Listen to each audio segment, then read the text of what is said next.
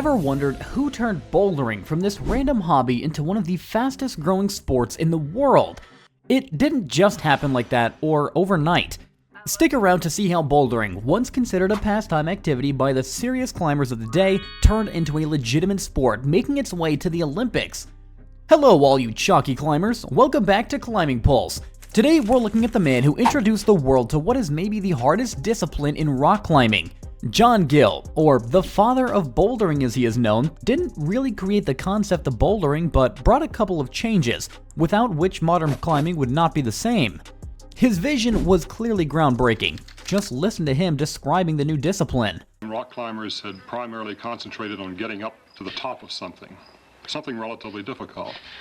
Form and style really didn't matter that much. But I saw that one could treat small rocks, boulders, small cliffs, outcrops as apparatus. Much as the gymnast works on the parallel bars, the high bar, and so on, you could develop a boulder route so that it essentially is a gymnastic performance.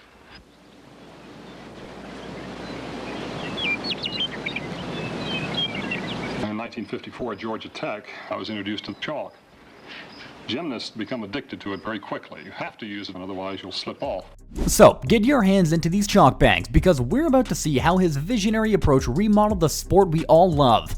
Believe it or not, the father of bouldering was not some badass dirtbag as we all saw in rock climbing history videos. John Gill wasn't just a climber. He was also a gymnast, a math genius, and a rebel who saw bouldering differently as if it were a blend of athleticism and art. Born in February 1937 in Tuscaloosa, Alabama, he spent his childhood in several cities around the southern U.S., ending up in Atlanta, Georgia.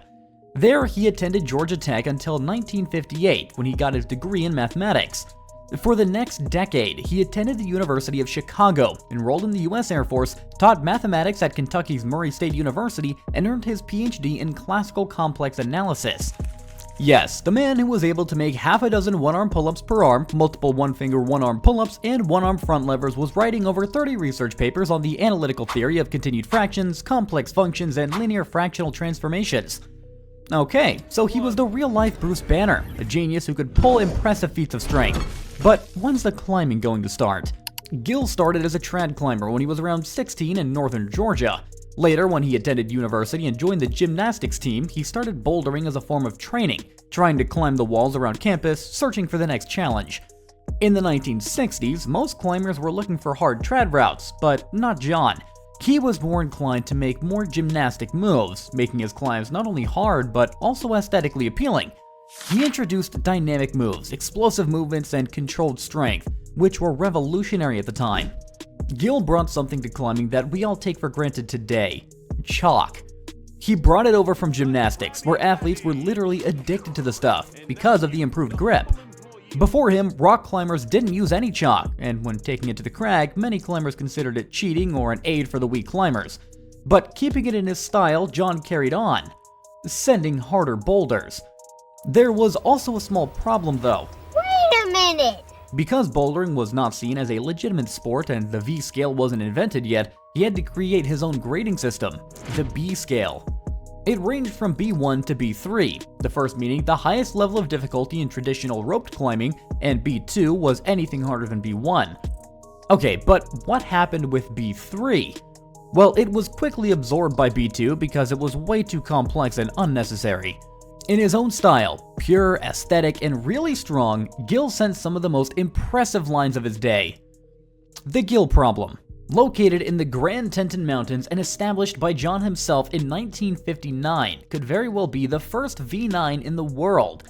Now, just to put things into perspective, he climbed this problem wearing tennis shoes. The first climbing shoes, the Borel Fire, were invented only 20 years later. Still not impressed? In 1961, John sent the Thimble Overhang, a 10-meter 5.10 free solo in South Dakota, which we consider nowadays a badass highball. Check out this video of Keitoshi sending the thimble in 1992.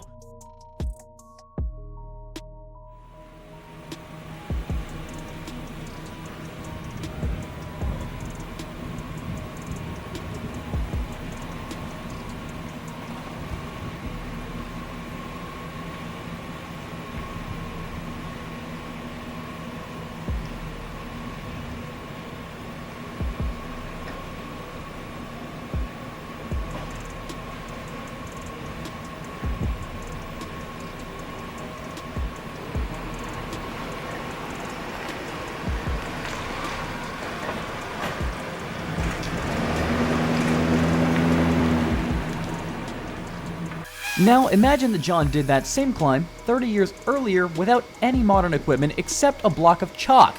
Sounds scary, right? This route will be challenging for many climbers to this day, but back in the day, it was even more dangerous as climbers were dancing with Lady Death as there was a guardrail placed at the foot of the rock just waiting for you to slip. Apart from sending some of the rowdiest boulders and 5.10s in the US, introducing the first grading system in history, and bringing chalk to all of us, John also did his fair share of editorial work, curating the climbing culture.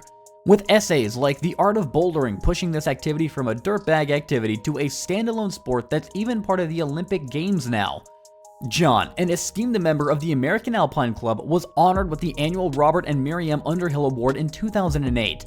Although he retired from climbing at the age of 86, he continues to maintain his strength by working on his pull-ups at the local park.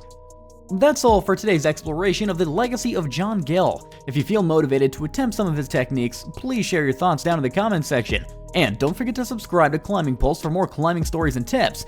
Remember to hit the like button and share this video with your climbing friends. Let's keep the Climbing Pulse strong.